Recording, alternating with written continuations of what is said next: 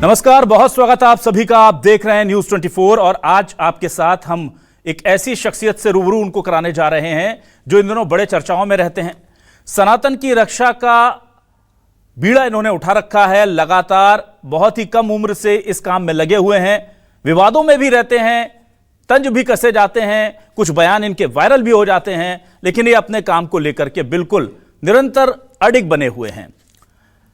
बहुत कम समय में सनातन प्रेमियों और युवा पीढ़ियों में उनके दिल में जगह बनाने वाले पंडित देवकीनंदन ठाकुर जी हमारे साथ मौजूद हैं। महाराज जी, बहुत स्वागत करता हूं आपका न्यूज 24 के इस मंच पर। आपका बहुत बहुत धन्यवाद आपका और आपके सभी व्यूअर्स को मेरा प्यार भरा राधे राधे। पंडित जी, सबसे पहले महाराज जी देखिए, बहुत सारे सवाल उठते हैं। अंतर्राष्ट्रीय स्तर पर देखूं तो वहां युद्ध चल रहे हैं, देश में अगर मैं देखूं तो यहां पर धर्म युद्ध चल रहे हैं। तो सवाल मैं आपसे सबसे पहले यही करूंगा कि बार बार ये कहा जाता है कि सनातन जो है वो खतरे में है। किससे खतरे में है, क्यों खतरे में है, सबसे पहले ये स्पष्ट कर दें, क्योंकि आजकल पॉलिटिकल नैरेटिव सेट किया जा रहा है कि ये झूठ बोला जा रहा है पूरे देश को कि सनातन या हिंदुत्व खतरे में है। तो सबसे पहले इसको स्पष्ट कर दें। देखिए, मुझे ऐसा लगता है कि जब से हमारा ये देश आज़ाद हुआ है तब से कभी भी सनातन की सुरक्षा के लिए, संस्कारों की सुरक्षा के लिए कोई फोकस नहीं किया गया। सनातनियों को उनके हाल पे छोड़ दिया गया और सनातनियों के बीच में ये विचार डाल दिया गया, you can do what ever you like. लेकिन हर चीज़ परंपराओं से बंधी हुई है और हमको ये चाहिए कि हम अपनी, आज मुसलमान भाई ईमानदार मुसलमान बच्चे क्यों हैं उनके? क्योंकि उनको पूरा कुरान का नॉलेज है। आज भी रमजान का महीना चल रहा है, उनके घर में चले जाइए, सब लोग बच्चे ईमानदारी से वो फास्टिंग कर रहे हैं, अपने रूल्स फॉलो कर रहे हैं। और जब क्रिश्चियन धर्म में चले जाइए, उनके बच्चे पूरा ईमानदारी से अपना धर्म फॉलो कर रहे हैं। लेकिन हमारे धर्म में चले जाए, हमारे भारतीय सनातनियों में चले जाइए, उनको कहो एकादशी का व्रत कर लो तो नहीं, उनको कहो कि मंदिर में चले जाओ तो वो कहेंगे मंदिर में तो मूर्ति है। तो इस तरीके का नैरेटिव जो सेट किया गया सनातनियों को बदनाम करने के लिए, मंदिरों को ले लिया गया सरकारों के द्वारा, उसके पैसों को कहीं भी यूज नहीं किया गया सनातनियों के विकास के लिए। और मुझे ऐसा लगता है कि जब सनातनियों के पैसे से हम लोग मॉडर्न गुरुकुलम नहीं बना सके, हम लोग गौशाला नहीं बना सके, हम लोग निःशुल्क हॉस्पिटल्स नहीं बना सके, हम लोग अपनी गरीब बहन बेटियों का विवाह नहीं कर सके, तो इससे बच्चों को लगा कि भैया हमारे लिए तो हमारी ही लाइफ है और हमें जो करना है वो अपनी लाइफ के हिसाब से करना है। तो उन सबका फोकस हो गया पैसे पे, और पैसे कमाने के चक्कर में वो अपने परिवार को भी नहीं संभाल पा रहे हैं। अब मुझे बोलना नहीं है, आप लोग प्रमाण देख लीजिए। आज पत्नी पति को मार रही है, पति पत्नी को मार रहे हैं, बाप बेटे को काट रहा है और काट के बुरी तरीके से आधे शरीर को बिस्तर में बंद कर दे रहा है, आधे शरीर को बाहर फेंक दे रहा है। ये कौन कर रहा है? एक बेटा कर रहा है। किसके साथ कर रहा है? बाप के संग कर रहा है। तो जब इतनी विषमता हमारे सनातन में आ गई है और फिर भी हम लोगों में जागृति नहीं है, इसीलिए हम कहते हैं कि सनातन खतरे में है। मतलब संस्कृति खतरे में है, मतलब हमारे संस्कार खतरे में है, मतलब आज मानव जाति खतरे में है। और उसे बचाए रखने के लिए हमें बार बार, जैसे फसल को बनाए रखने के लिए उसमें पानी समय पे देना है, खाद समय पे देना है। हम तो हमेशा कहते हैं कथाओं में, जिस जगह पे बारिश नहीं होती वहाँ की फसल खराब हो जाती है, और जहाँ संस्कार नहीं होते वहाँ की नस्ल खराब हो जाती है। तो जहाँ संस्कार नहीं है, जहाँ संस्कार को महत्व नहीं दिया जा रहा है, वहाँ ट्राई कर रहे हैं और इसीलिए कह रहे हैं कि सनातनी खतरे में है। जो आलोचना करते हैं महाराज संतों की या सनातन को आगे बढ़ाने वालों की, उनके पास एक बड़ा तर्क ये होता है कि व्यवसाय कर रहे हैं सनातन को बढ़ावा देने के नाम पर, कथा वचन के नाम पर व्यवसाय कर रहे हैं। अभी आपने सुना था कि उत्तर प्रदेश के एक बड़े नेता ने कह दिया पंडित धीरेन्द्र शास्त्री को लेकर के कि कोई गरीब उनकी कथा नहीं करा सकता। आप भी कथाएं करते हैं, बड़ा भव्य आयोजन होता है, बहुत पैसा खर्च होता है उसमें। तो ये ये भी एक नैरेटिव सेट किया जा रहा है कि अगर आपको सनातन से जुड़ा दिखना है या धर्म के मार्ग पर चलना है तो बहुत लाव लश्कर पैसा होगा तभी हो पाएगा। ऐसा कुछ भी नहीं है। आप कथा करा सकता है वो जिस पे पैसा है, लेकिन कथा सुन सकता है वो जिस पे कुछ भी नहीं है। महत्वपूर्ण क्या है? कथा सुनना महत्वपूर्ण है। आप अगर आपके जेब में कुछ नहीं है तो वहां जाके देखिए ना, कथा पंडाल में बैठे कैसे कैसे लोग हैं। वहां ना जाति पूछ के बैठाला जा रहा है, ना पैसा पूछ के बैठाला जा रहा है। वहां सबको कहा जा रहा है you can come and listen the Shrimad Bhagavatam and Ram कथा। आप सुनिए, लेकिन आप एक, क्योंकि और फिर कौन सा ऐसा आयोजन है, चाहे वो क्रिश्चियनों में ले लो, मुसलमानों में ले लो, इनमें ले लो, उनमें ले लो, जब कोई उत्सव करेंगे तो पैसा नहीं होगा। हम तो कह रहे हैं सब फ्री हो सकता है। आज हम आपके न्यूज 24 चैनल पे कह रहे हैं, 1 भी रुपया कथा कराने वालों को नहीं देना चाहिए। हम सबके जो कथा हम लोग करते हैं, वो जो खर्चे आते हैं वो वहां की सरकारें उठा लें और ये बड़े बड़े नेता उठा लें जो अब तक इस देश में शासन करते आए। वो सारे लोग एक काम करें कि जहां जितना खर्चा होगा कथाओं में वो सरकार देंगी, वो नेता देंगे जो बड़ी बड़ी पार्टियों के, जो बार बार सरकारें बदलते रहते बनाते रहते, वो सब खर्चा उठा लें तो बेचारी जनता को कुछ करना नहीं पड़ेगा। संस्कार तो जाएगा ना। हमारा मकसद है संस्कार देना, तो वो संस्कार तो आप सोचें वो स्कूल में तो मिल नहीं रहा, वो तो मिल ही रहा है कथाओं में।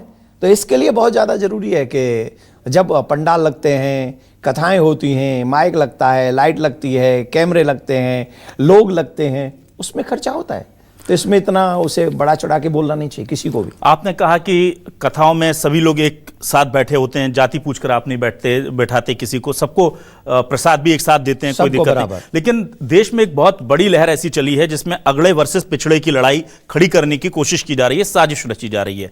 ये उतना दुख नहीं देता, लेकिन जब कुछ ऐसे नियम कानून बन जाते हैं जिसको लेकर के कुछ दो वर्ग जो है हमारे समाज के आमने सामने आ जाते हैं, मैं यूजीसी की बात कर रहा हूं, उसको लेकर के देवकीनंदन ठाकुर क्या समझते हैं, क्या सोचते हैं, और ये क्या आपको लगता है मानवीय चूक थी? क्योंकि मानवीय चूक होती तो उसको जब चिन्हित कर लिया गया था तो सुधार ली जाती। वो कोर्ट से स्टे लगता है और अभी भी उस पर कोई स्टैंड क्लियर नहीं है।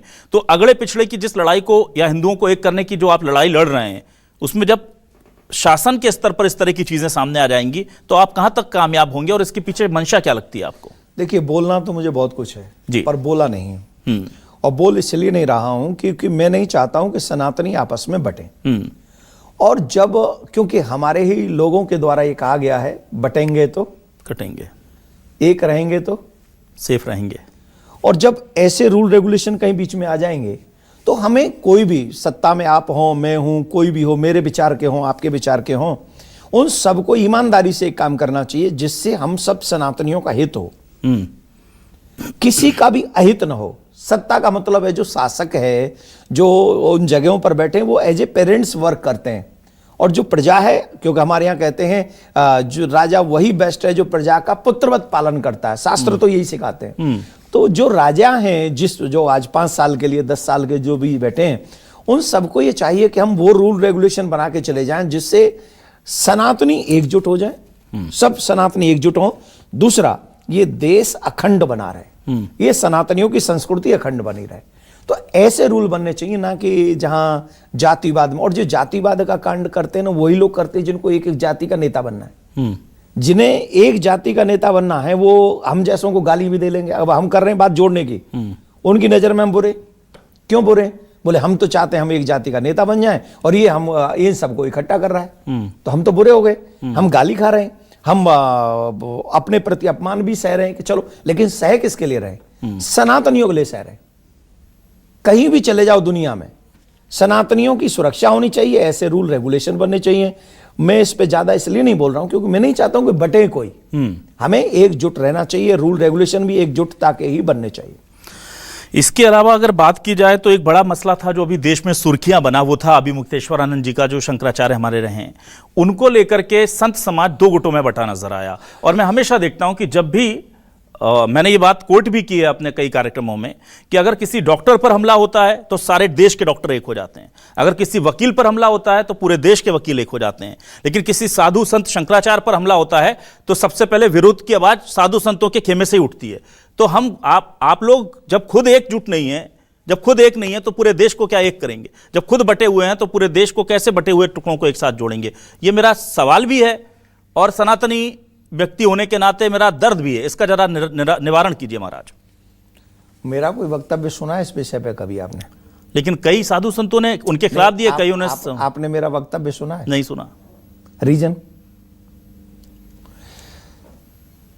मेरे पास बहुत अच्छा ऑप्शन है कि मैं 1-2 अपशब्द बोल दूं शंकराचार्य के प्रति, तो टीवी चैनलों पे बना रहा हूं, मेरे लिए बहुत आसान है। तो शंकराचार्य के प्रति मैं 1-2 अपशब्द बोल दूं, ये तो इजी है। लेकिन मैं भगवान को क्या जवाब दूंगा जिसका मैंने ये चोला पहना हुआ है, जिसको आप कह रहे महाराज बैठे हुए हैं? मैं उन लोगों को क्या जवाब दूंगा जो मुझे सुनने आते हैं हजारों की तादाद में, लाखों की तादाद में? मेरा उनके प्रति क्या दायित्व है? अगर मैं सनातनी हूं तो मेरे लिए हर भगवाधारी जिसको मैंने भगवा वस्त्र में देखा है वो मेरे लिए सम्माननीय है। क्लियर। मुझे कोई स्वार्थ नहीं है किसी से। जिसने भी भगवा पहना है मैं उनको सम्मान देता हूं और मेरे हृदय से उनका सम्मान है। मैं उनके प्रति अपशब्द नहीं बोल सकता। और एक बात, वो शंकराचार्य, शंकराचार्य से ऊंची पोस्ट सनातन में तो है नहीं। लेकिन लोग तो कह रहे हैं सनातन में तो है नहीं। प्रशासन तो मना कर रहा है वो शंकराचार्य नहीं है। मैं मानता हूं प्रशासन नहीं, वो क्या कर लेगा? मैं कहूं कि तुम एसपी नहीं हो, तुम डीएम नहीं हो, क्या कर लोगे तुम? Who decided? कौन डिसाइड करेगा इस बात को? तो आप प्रशासन के व्यक्ति हो, आप ईमानदारी से अपना दायित्व निभाइए, मैं इतना मानता हूं। मुझे बहुत गुस्सा, आपकी औकात है किसी की? यहीं दिल्ली में एक व्यक्ति बैठा हुआ है जिसपे लगभग 70 केसेस हैं, लेकिन वो सनातनी नहीं है। यू कैन चेक इट, जाके चेक करो ना। तो साधु संत एक साथ क्यों नहीं आ पाते अपने ही मुद्दों पर? मैं अभी सिर्फ इतना कह रहा हूं कि हम सनातनियों को कोई भी ऐसी बात नहीं करनी चाहिए जिससे वर्ल्ड वाइज ये मैसेज जाए कि सनातनी आपस में ही बटे हुए हैं। जैसे अभी आपने कह दिया कि साधु संत ही एक नहीं है। बिल्कुल नहीं है, मैं तो कहता हूं कि आप कह रहे हैं और ये सारे चैनल कह रहे हैं। हम किस किस को जवाब देते फिर? जो अभी तक शोर मचा रहे थे, एक हो जाओ, एक हो जाओ, एक हो जाओ, अब हम किसको जवाब दें? एक ही जुबान है ना, ये जुबान बार अब हम लोग नेता तो है नहीं। कम से कम मैं तो नेता नहीं हूं कि मैं एक बार माइक पे ये बोल जाऊं चैनल पे और दूसरी बार वो बोल दूं।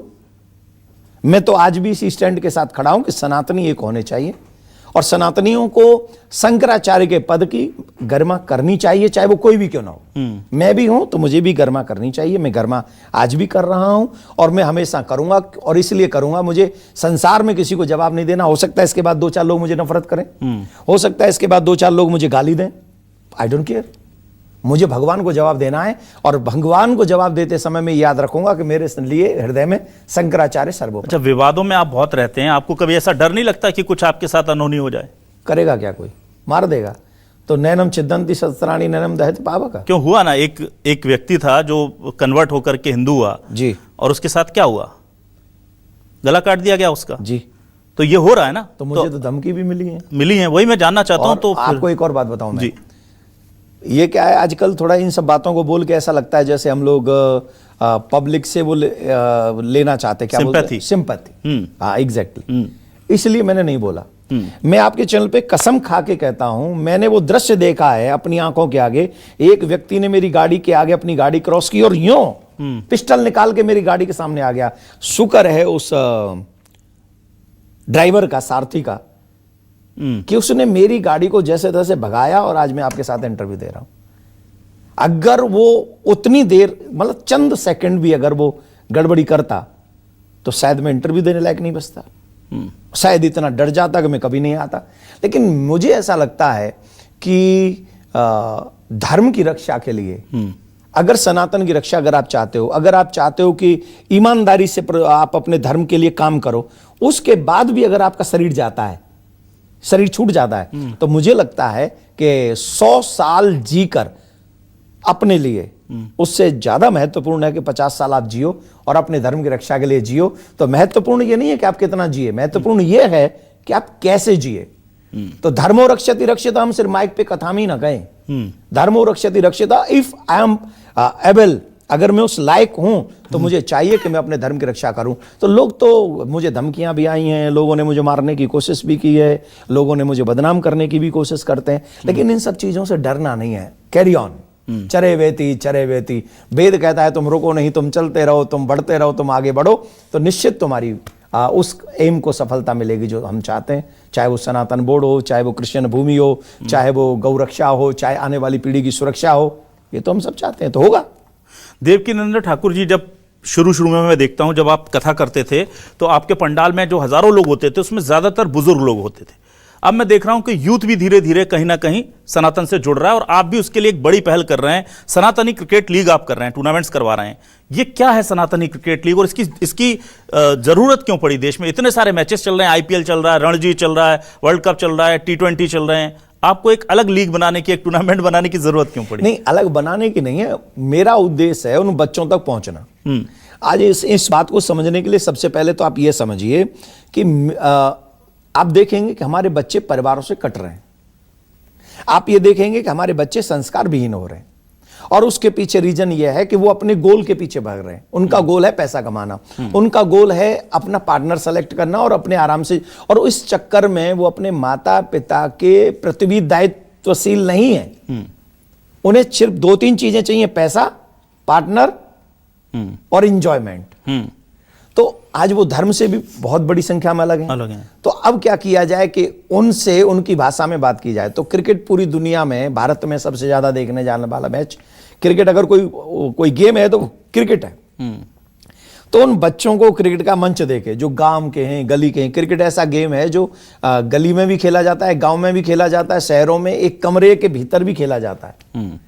तो उस क्रिकेट को ही माध्यम बनाकर हम, अगर जब वो मैदान में उतरेंगे तो पूरा क्रिकेट खेलेंगे, राइट, पूरा मैच खेलें, लेकिन उसके आगे पीछे जब उन पे समय हो तो वो हमारे साथ बैठे, तो हम उनको बताएं कि भाई मानव जीवन क्या है, हम उन्हें सिखाएं कि माँ बाप का जीवन में दायित्व क्या है, हम उन्हें बताएं कि नशा क्यों नहीं करना चाहिए, हम उन्हें बताएं कि अगर तुम्हारा पार्टनर है तो उसके प्रति वफादार कैसे रहना चाहिए।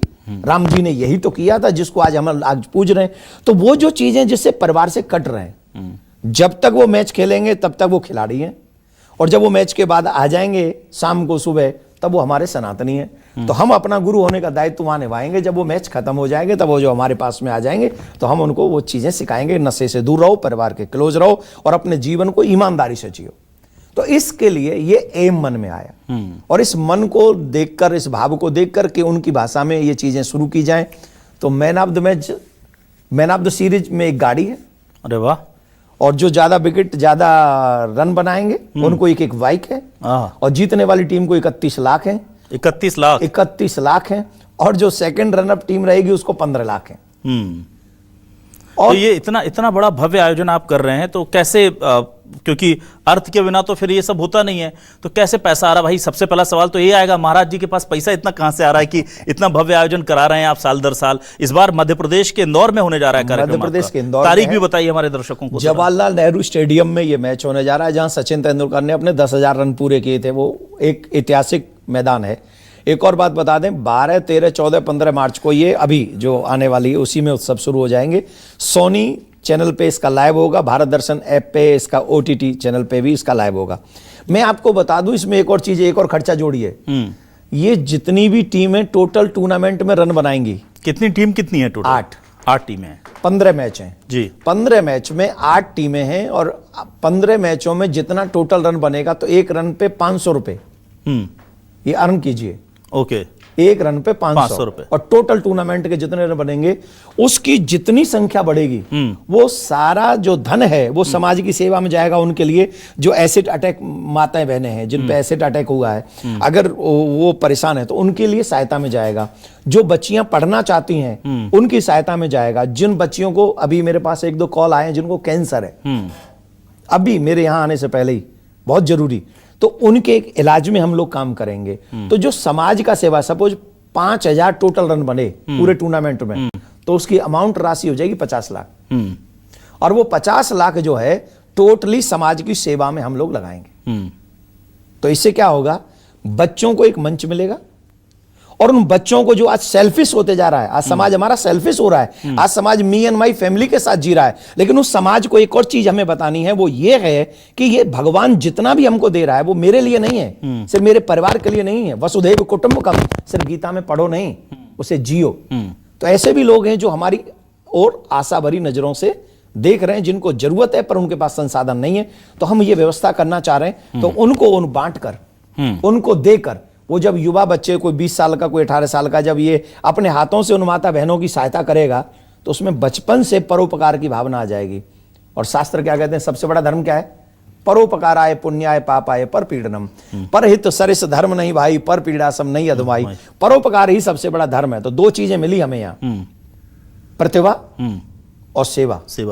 तो ये प्रतिभा और सेवा का कुंभ है सनातनी प्रीमियर लीग। बहुत बढ़िया, ठीक है।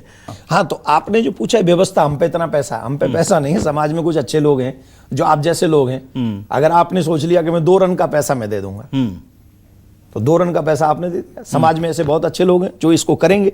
दूसरा, इसमें कुछ लोग ऐसे भी हैं जो दिल से चाह रहे हैं कि युवाओं को ये परोपकारी वाली भावना, नशा से दूर रहने वाली भावना और दूसरों का हित करने वाली भावना, और उनको मंच मिले।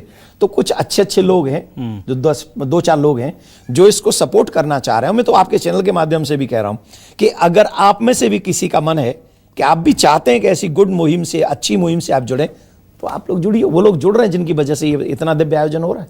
एक सोशल मीडिया पर हमने देखा है कि एक बड़ा ट्रेंड चल रहा है कि आप लोगों की बयानों के मीम्स बना के चलाए जाते हैं, आलोचनाएं की जाती हैं, और बहुत कुछ ऐसा चल रहा है जिसको देख करके जो लोग आपसे जुड़े हैं उन्हें बड़ी पीड़ा होती है, वेदना होती है कि यार ये क्या चल रहा है। अच्छा, कुछ मैं इसमें नाम तो नहीं लूंगा, लेकिन कुछ संत भी ऐसे हैं जो जिनकी कथा सुनो तो वो कथा कम और वो थोड़ा हंसी मजाक चुटकुले ज़्यादा लगता है, और वही चीज़ें वायरल होती हैं।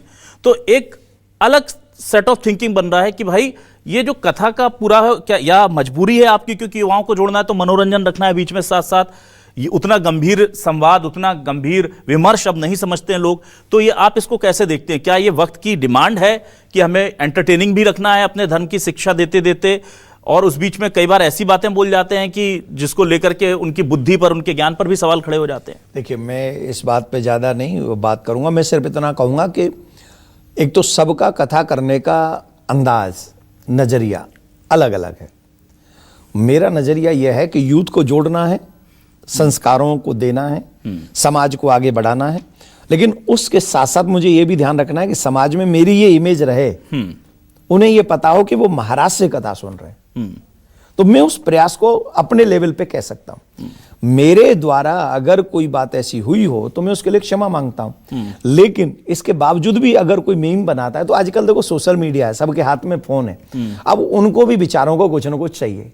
अब मैं राम जी के ऊपर बोल रहा हूं तो काफी लोग कहेंगे राम कौन है, काल्पनिक। मैं कहूं कृष्ण जी के ऊपर, वो कहेंगे कृष्ण काल्पनिक। मैं कहूंगा भारत माता संस्कार के ऊपर बोली, ये सब बेकार की बातें, खाओ कमाओ ऐस करो। तो जो नेगेटिव थ्योरी के लोग हैं, और ये तो राम जी के जमाने में भी थे, जब राम जी थे तब रावण राम जी को देख रहा है, जब कृष्ण जी थे तब दुर्योधन कृष्ण जी को देख रहा है, और देख कर भी कहता है कि मैं तुम्हें नहीं मानता कि तुम भगवान हो। तो फिर हम तो सिर्फ कथावाचक हैं।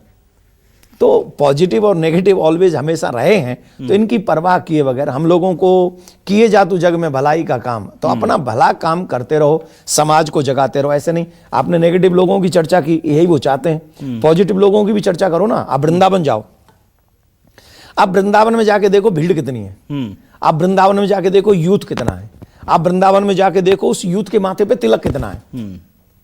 ये पॉजिटिव है। किसकी वजह से है? संतों, कथावाचकों, नहीं, सरकारों की वजह से, प्रशासन की वजह से। लेकिन सरकारें तो, पार्टी के लोग तो कहते हैं कि जब से एक खास हमारी सरकार आई तब से ये बढ़ गया, और आप लोग भी तभी फले फूले जब से एक खास पार्टी की सरकार आई। उसके पहले तक तो आप लोग बोलते नहीं थे, निकलते नहीं थे। आप लोग नाम बताओ किस पार्टी की बात कर रहे हो आप? जनता समझती है, अभी आप खुद कह रहे हैं। हाँ। अच्छा, ये बताइए, हाल के दिनों में संस्कारों के प्रति युवा पीढ़ी का प्रेम बढ़ा है। अब इसका क्रेडिट बीजेपी या कोई एक दल ले लेता है। आप लोग कहते हैं ये आप लोगों की मेहनत है कि आप इन्हें जागरूक कर रहे हैं। असली हकदार कौन है इसका? सरकार। हम लोग कहाँ हैं? हम तो कुछ नहीं कह रहे, हम तो सिर्फ इतना कह रहे हैं कि सरकारों का सपोर्ट है, उनकी सपोर्ट के बगैर वो चाहें तो हमारी पंडाल ही न लगने दें।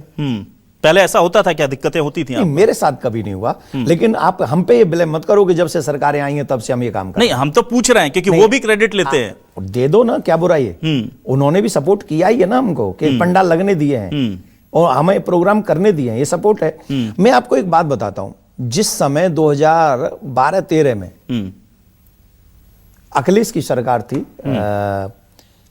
क्या नाम है, उत्तर प्रदेश में जी, और मनमोहन सिंह जी की सरकार थी केंद्र में कुंभ हुआ था प्रयागराज में। 1 लाख लोगों को लेके 5 किलोमीटर की यात्रा हमने की थी, राम जन्मभूमि के लिए, कृष्ण भूमि के लिए, गौ हत्या बंद के लिए। तो आप ही हम पे कैसे आरोप लगा सकते हैं कि आप फले फूले हैं? और 2012-13 का हमारा ग्राफ देख लीजिए आप।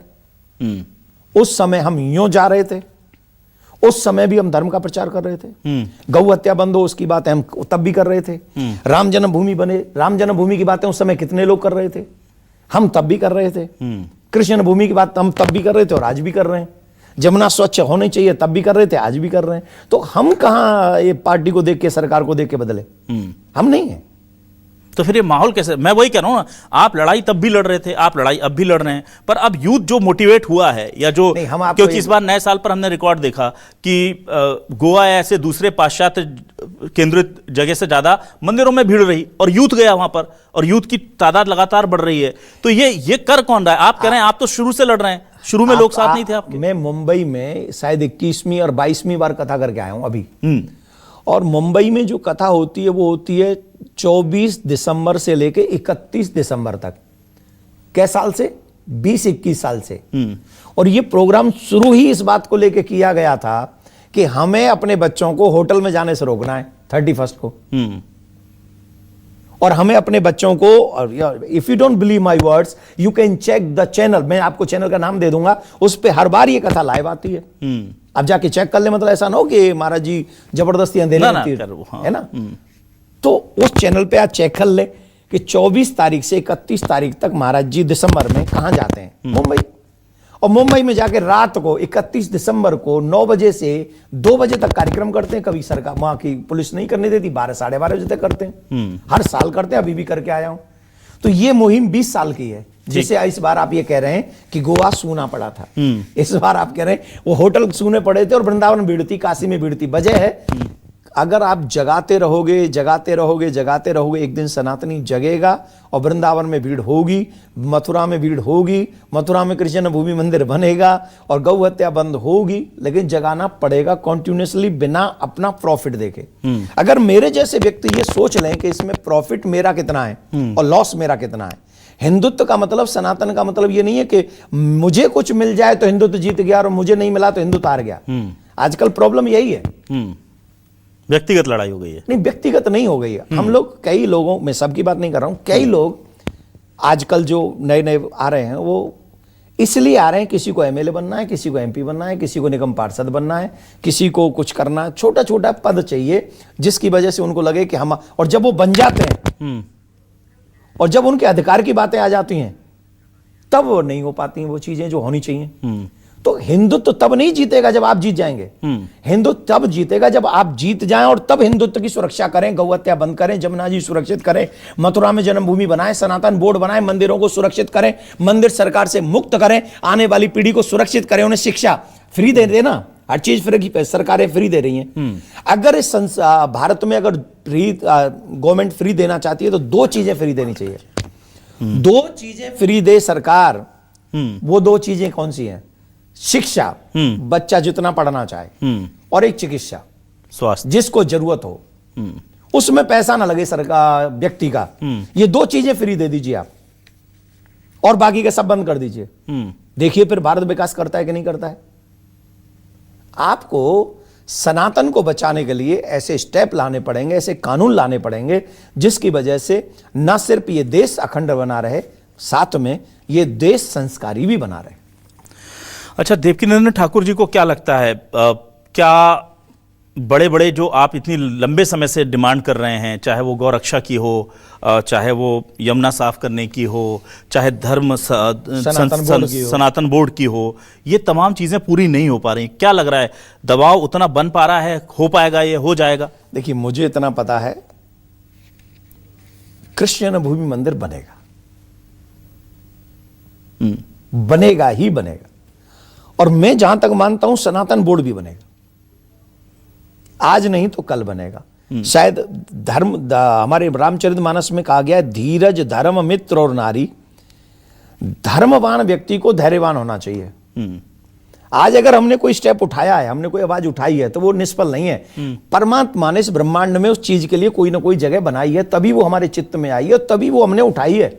वो अकेले मैंने नहीं उठाई है, अनेकों महात्माओं ने उस चीज को कहा कि हाँ सनातन बोर्ड बनना चाहिए। उसके पीछे जायज उदाहरण दे रहा हूं मैं आपको। अगर जायज ना जायज है तो मुझे जेल में डाल दो। मस्जिद एक भी सरकार के अंडर नहीं, चर्च एक भी सरकार के अंडर नहीं, अदर पूजा प्लेसेस किसी सरकार के अंडर नहीं, सिर्फ मंदिर सरकार के अंडर है। वाई? अगर संविधान हमें बराबर का अधिकार देता है तो सिर्फ मंदिर ही क्यों, और मंदिर भी वही क्यों जिनमें पैसा अधिकार है? वो भी मंदिर रख लो जिनमें कोई आरती नहीं कर रहा है, वो भी रखो, फिर उनकी देखभाल करे सरकार। वो क्यों नहीं कर रही है? और अगर नहीं कर रही है और वो मंदिरों को पैसे वालों को रख रही है, इसका मतलब है डायरेक्ट शोषण है हिंदुओं का। दूसरी बात, मान लो कि चलो वही रखने आपने, मुझे एक और जवाब दे दीजिए, उस मंदिर के पैसे का अब तक क्या हुआ? प्रत्येक साल 2 लाख करोड़ प्लस पैसा मंदिरों में आता, उस पैसे से हो क्या रहा है? कितने मॉडर्न गुरुकुलम बने, कितनी गौशालाएं बनी, कितनी गरीब बच्चियों का विवाह हुआ, कितने सनातनी ऐसे हैं जिनका निःशुल्क इलाज हो गया उस पैसे से? बताइए मुझे। नहीं हुआ। ये जो बात है मैं कह रहा हूं ना, ये मैंने बात की थी 16 नवंबर 2024 को। ठीक ठीक। अक्टूबर 16 2025 को हिमाचल हाईकोर्ट ने यही सेम चीज कही गवर्नमेंट को कि तुम मंदिर के पैसे से सड़क नहीं बना सकते। मंदिर के पैसे से अगर तुमको बनाना है तो तुम्हें बनाना चाहिए गुरुकुलम, तुम्हें बनाना चाहिए गौशाला, तुम्हें बनाने चाहिए निःशुल्क हॉस्पिटल्स, और उसमें इलाज होना चाहिए सनातनियों का। ये किसने कहा? हाईकोर्ट ने। ये बात कहां तक पहुंच गई? तो आपको लग रहा है असर होगा? हाईकोर्ट नहीं, मुझे बता, हाईकोर्ट पहुंची। हाँ। मेरे मन में कब आई ये चीज? 2024 में नवंबर में। 1 साल पूरा नहीं हुआ, हाईकोर्ट तक पहुंच गई। तो ये संचार फैलाने वाला कौन है? ठाकुर जी है ना। आप ध्यान रखिए, आप वेट करिए। हमें ऐसी आशा है अपने परमात्मा पर, क्योंकि हम निस्वार्थ काम कर रहे हैं। मुझे ऐसी आशा है कि और 1-2 साल में सनातन बोर्ड बनेगा। अब उसका नाम चाहे कुछ भी हो, आई डोंट केयर। बस सरकार से भी आपके चैनल के माध्यम से हम ये प्रार्थना कर रहे हैं, निवेदन यही है, उसके एम यही होने चाहिए। 4 शंकराचार्य, 5 जगत गुरु उसमें मुख्य भूमिका में होनी चाहिए। बाकी का कुछ भी हो, काम यही हो, ऐसा कोई बोर्ड आप बना के दे दीजिए। मुझे लगता है सनातनियों का इससे ज्यादा हित कोई सरकार नहीं करती। लेकिन आप कह रहे हैं 4 शंकराचार्य को एक साथ रखें। 4 शंकराचार्य, 5 जगत गुरु। तो ये 4 शंकराचार्य तो खुद आने को साथ तैयार नहीं है। आप समझिए ना, समस्या यहां है। जिस दिन, मुझे ये लगता है कि जिस दिन हमारे साधु संत इकट्ठे हो गए, जिस दिन देवकी नंदन ठाकुर जी के दिल्ली के बड़े कार्यक्रम में देश के बड़े साधु संत आकर के एक साथ बैठ जाएं, जिस दिन अभिमुक्तेश्वरानंद जी ने जो अभी ऐलान किया है कि वो गौ माता की रक्षा के लिए आंदोलन करने जा रहे हैं, उसमें देश के सभी साधु संत चले जाएंगे, उस दिन सरकार पर प्रेशर बन जाएगा सब। यहां ये चीज हमको आत्मनिरीक्षण भी तो करना होगा ना। हम दुनिया को बोलें जोड़ो जोड़ो जोड़ो, और क्या कोई ऐसा एक संस्था नहीं बन सकती जिसमें सब कम से कम कहे कि हाँ यार गौ हत्या बंद होनी चाहिए, हम सब एक हैं। आप करते हैं, आपके उसमें आधे लोग आते हैं, कोई और करता है उसमें आधे लोग जाते हैं। वो मांगे सबकी सेम है, मैं देखता हूं पूरे देश में, पर आयोजन अलग अलग होते हैं, एक क्यों नहीं? अच्छा चलो, हम आप ही की बात को बड़ी करते हैं जी। अलग अलग मंचों से एक ही मांग उठ रही है, और काम करना है सरकार को ही। कर दे, सबका काम हो जाएगा, क्या फर्क पड़ रहा है? इच्छा तो सबकी पूरी हो गई ना। गौ, ऐसा कौन सा व्यक्ति, अगर मुझे एक ही ऐसा हिंदू बता दीजिए जो ये चाहता हो कि गौ हत्या नहीं बंद होनी चाहिए।